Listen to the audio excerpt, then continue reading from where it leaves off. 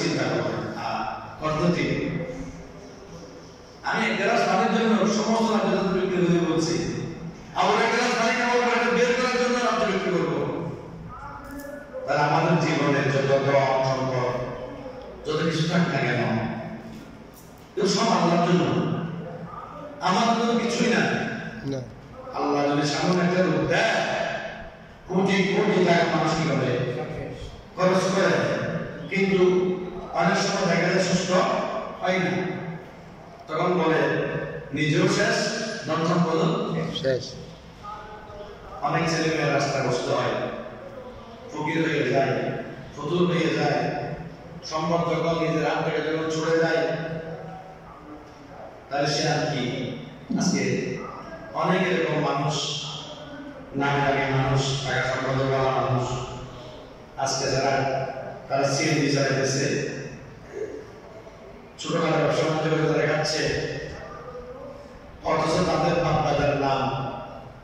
বিভিন্ন জায়গায় জায়গায় কি আছে লেখা আছে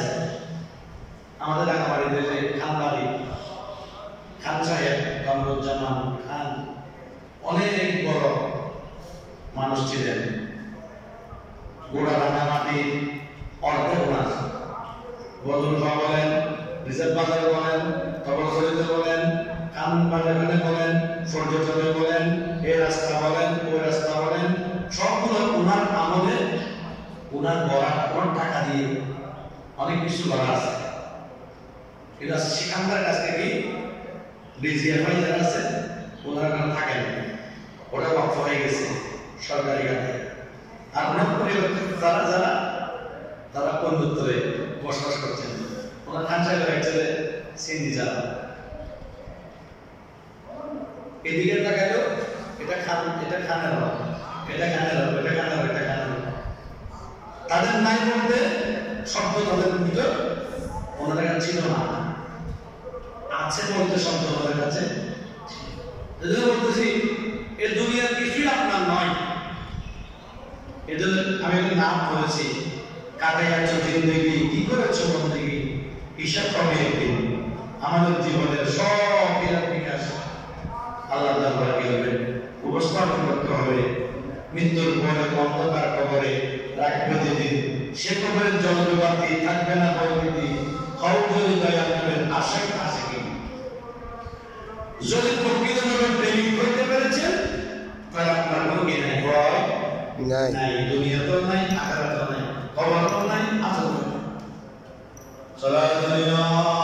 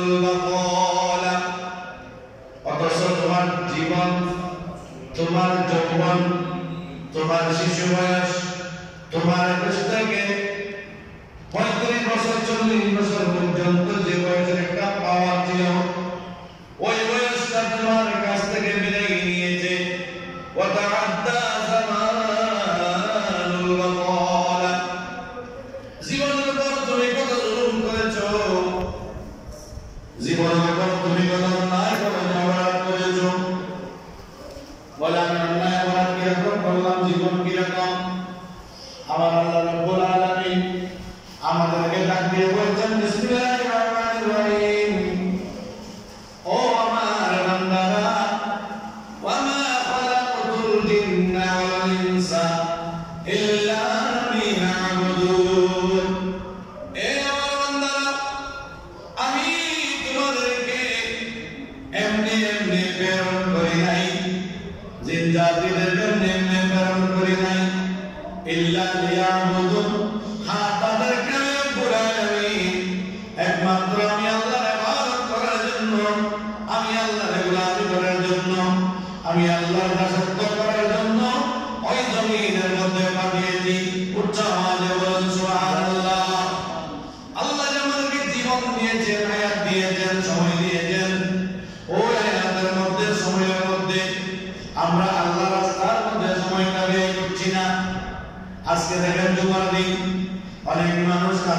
ব্যস্ত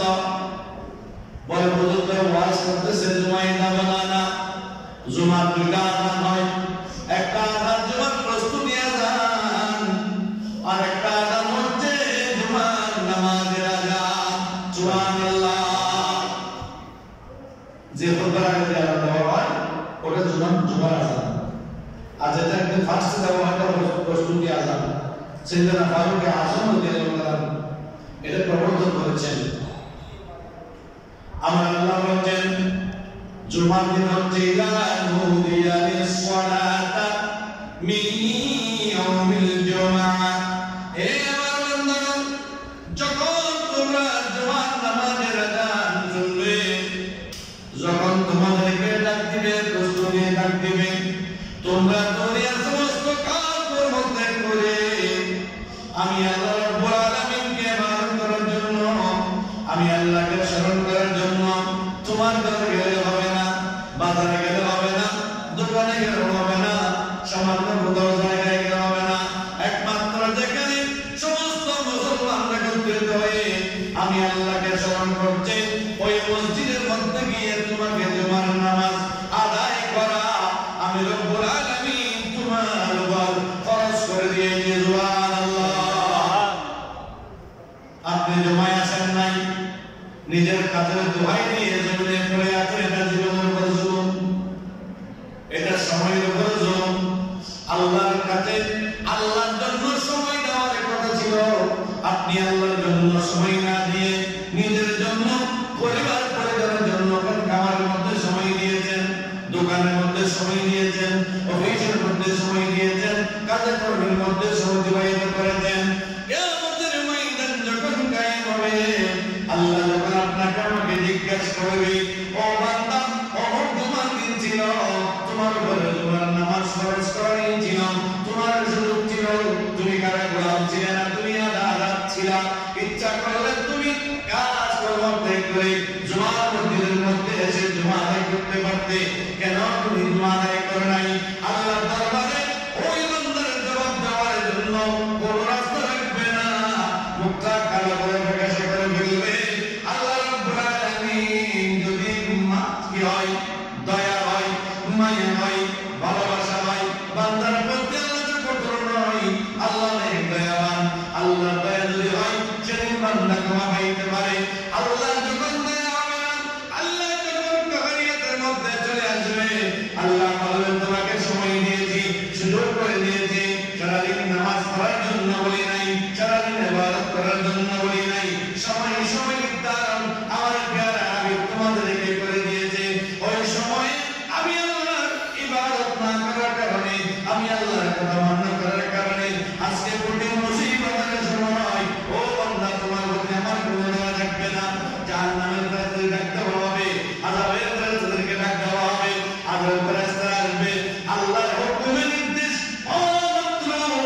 ওই ব্যক্তিকে টেনে হিঁচড়ে জাহান্নামের দিকে নিয়ে যাবে নাউযুবিল্লাহ টেনে হিঁচড়ে করে যাইতে চাইবে না টানতে নিয়ে ভাই তোমার জায়গায় তুলে যেতে জোর করে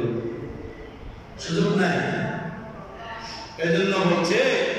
তোমরা কতই না নিজের জীবনের উপর তোমরা জুলুম করে জীবনটা তোমার নয় আমাকে আল্লাহ রূহ দিয়েছেন রূহটা তো আমার নয় এটা কণিকার জন্য আমার একটা বাক্স করে সেটা আল্লাহ বলতে স্থাপন করেছেন বেশিক্ষণ থাকবো না দেখবেন হঠাৎ করে আমার যে বাক্স থেকে রূহটা চুপ করে বের হয়ে যাবে আমার এই বাক্সটা ফসল করে দিবে এটার কোনো দাম থাকবে বাক্সটা আর কোনো দাম নাই উপরেও কেউ বসবে না নিচেও কেউ নিবে না বাড়িতে কেউ নিবে না ছেলে মেয়েরাও নিবে না স্ত্রী পুত্র পরিবার পরিজন কেউ নিবে না সকলে একদম নিষ্ঠুর হয়ে